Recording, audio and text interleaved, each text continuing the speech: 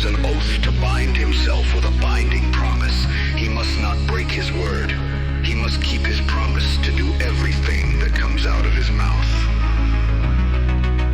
When a young woman living in her father's house makes a vow to Yahweh and binds herself with the promise while within the house of her father.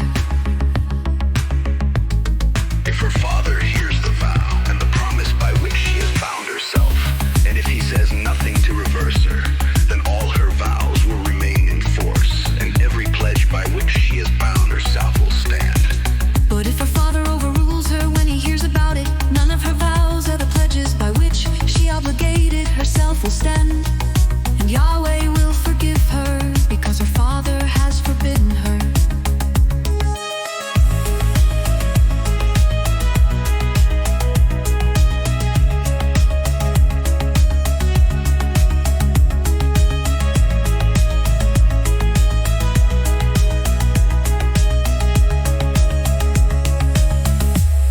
If she marries a husband after she makes a vow, or her lips uttered a rash promise by which she has bound herself, and her husband hears about it but says nothing to her, then her vows will stand, and the pledges by which she bound herself will stand.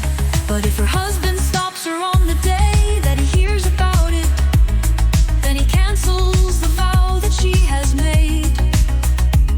The rash talk of her lips, which she has bound herself, and Yahweh will forgive her. But any vow of a widow or a divorced woman will stand against her. If a woman made a vow in her husband's house, or bound herself by a promise with an oath, and her husband hears of it, but he says nothing to her, and he does not oppose her, then all her vows will stand, and every pledge by which she bound herself will stand. But if her husband cancels